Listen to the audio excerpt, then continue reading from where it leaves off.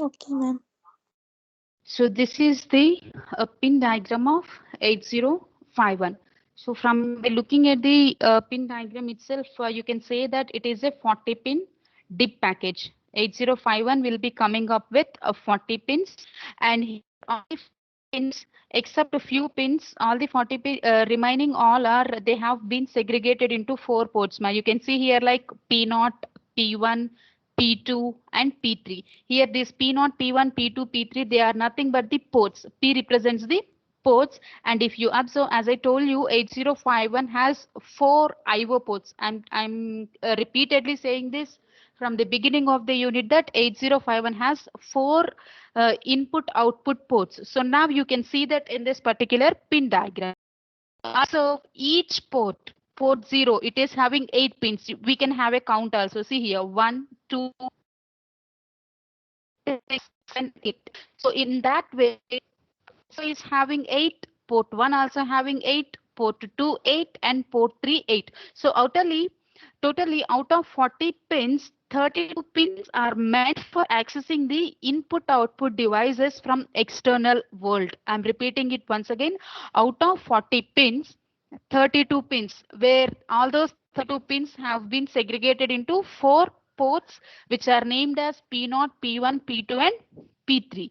So this is how 8051 has become most wide in use because of the provision of these 32 IO ports for the external world. And now we'll see in detail about the each pin. If you look at pin number 1 to pin number 8, pin number 1 to pin number 8, they are meant for port number 1. Pin number 1 to pin number 8, they are meant for port 1. So if pin number 1 to pin number 8, if they are having 1 as an input, if pin number 1 to pin number 8, if they have 1 as an input, that indicates that as of at that particular time when input is 1, they are acting like input pins. They are acting like input means acting like input pin means they are ready to accept the input from external devices. See, all these IO ports, that means all these IO pins, they are bidirectional pins. All the IO pins are bidirectional pins. That means processor can communicate with IO devices in a similar way. IO devices can communicate with processor as well, bidirectional. Through the same pin itself, IO device can send information to the processor. After executing the program, processor can send result to the IO port. That is the reason all the IO pins of 8051 are said to be bidirectional. And here, one thing is that port 1 is to have, port 1 is said to be quasi bidirectional. Port 1 is said to be 8-bit quasi bidirectional. This word quasi bidirectional might be new for you. So it is very simple. Quasi bidirectional means here by defaultly the port 1 will have an input of 1. By defaultly port 1 will have an input of 1, and that is because port 1 is internally having pull-up resistor which are being connected to each and every pin. I'm repeating this sentence once again. Port 1 is said to be quasi bidirectional port. Quasi bidirectional means by defaultly port 1 is said to have an input of 1, and that is because every pin of port 1 is internally having pull-up resistors, So those pull-up resistors hold the every pin of port 1 at active high state. Holding them at active high state indicates that soon after you switch on the controller, they will by defaultly have an input of 1. That means they are ready to accept the input from IO devices. But if you want to make it as an output pin, we can make it as an output pin by making those 1 as zeros. So that is the reason port 1 is said to be 8-bit quasi bidirectional port. And next, moving on to pin number 9. Pin number 9, here it was written as RST. RST means reset. Every controller or every processor will be having a reset pin.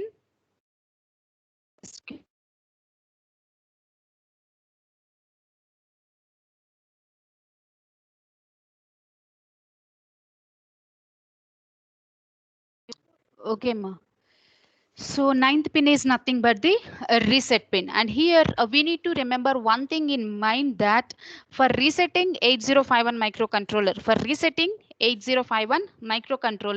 the reset pin should be made high for 2 machine cycles. That means in our simple language, if you want to restart your 8051 microcontroller, you need to hold on that particular restart button. You need to hold on that restart button for 2 machine cycles. You need to hold on it for 2 machine cycles. Then only it will stop executing the current instruction and it will start the fresh execution. Resetting or restarting means the same thing, right?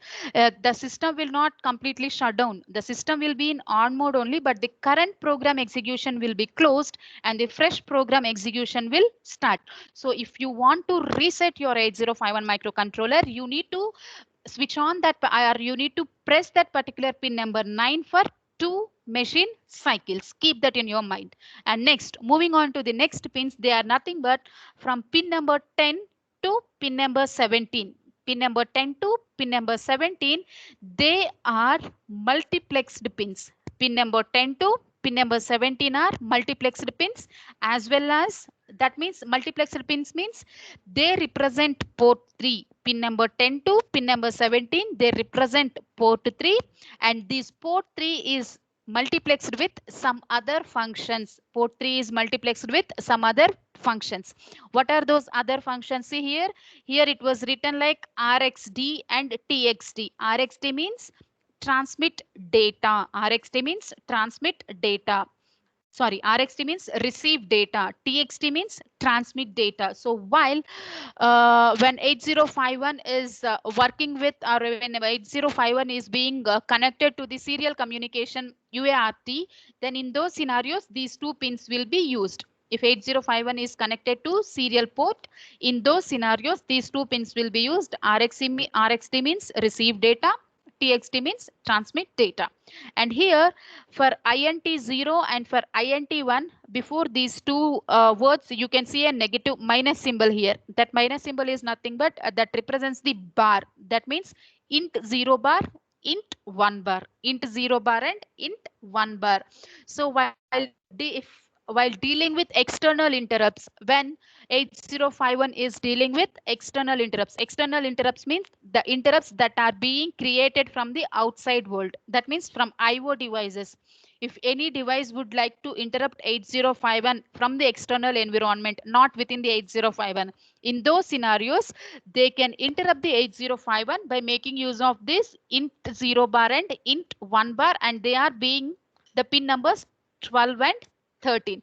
And next we have T0 and T1. So as I told you that 8051 has internal timers. 8051 has inbuilt timers. So these are the two pins through which those timers can be accessed using pin number 14 and pin number 15. Using these two pins, the inbuilt timers of 8051 can be accessed. And next, pin number 16 and 17, they are written as minus WR minus RD. That is nothing but write bar and read bar. So when processor is accessing data from external memory, so in order to write the data to memory and in order to read the data from memory, these two pins, pin number 16 and pin number 17, are being used. So here you need to remember one thing, that port 3 pins are being multiplexed with some other functions. Port 3 pins are multiplexed with some other functions. And next, if you observe pin number 18 and pin number 19, there it has written as XTAL2, XTAL1. That means oscillator 2 and oscillator 1. XTAL here indicates oscillator. As I told you, and if you can remember the architecture of 8051, 8051 has an internal oscillator. 8051 has internal oscillator in order to generate the clock. So if you want to work with some external clock, if you want to work with externally generated clock, even though 8051 is coming up with internal clock, and still if you want to work with external clock, who is going to generate the clock? Oscillator is going to generate the clock. So in that scenario, if you want to make use of external clock, then that particular oscillator which you are connecting externally, that can be connected to pin number 18 and pin number 19. So pin number 19, to the pin number 19 oscillator input should be connected, and to pin number 19, sorry, to pin number 19 oscillator input should be connected, and to the pin number 18 oscillator output should be connected.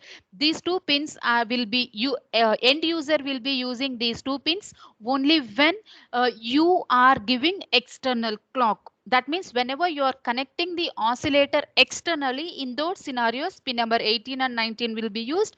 To pin number 19, input of the oscillator will be connected, and to pin number 18 output of the oscillator is going to be connected. These two are used only when you are using external oscillator. And the 20th pin is nothing but the ground pin. And here, instead of writing ground, here it in some books it can be written as VSS. It is written as VSS. So VSS is nothing but functioning of ground only. Of course, every programmable device should have a ground pin. So here 20th pin is the ground pin. If you observe 8086 microprocessor, it is having two ground pins, pin number 1 and pin number 20. Both are of ground pins only. But in 8051, only one ground pin is available, that is pin number 20. And a ground pin can also be represented with a terminology of VSS also.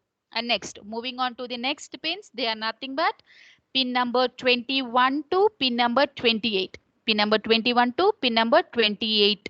It is also, these pins are also multiplexed pins. So these pins represents the port 2 pins, and these port 2 pins, they are multiplexed with higher order address lines. Port 2 pins are multiplexed with higher order address pins. Why I am calling as higher order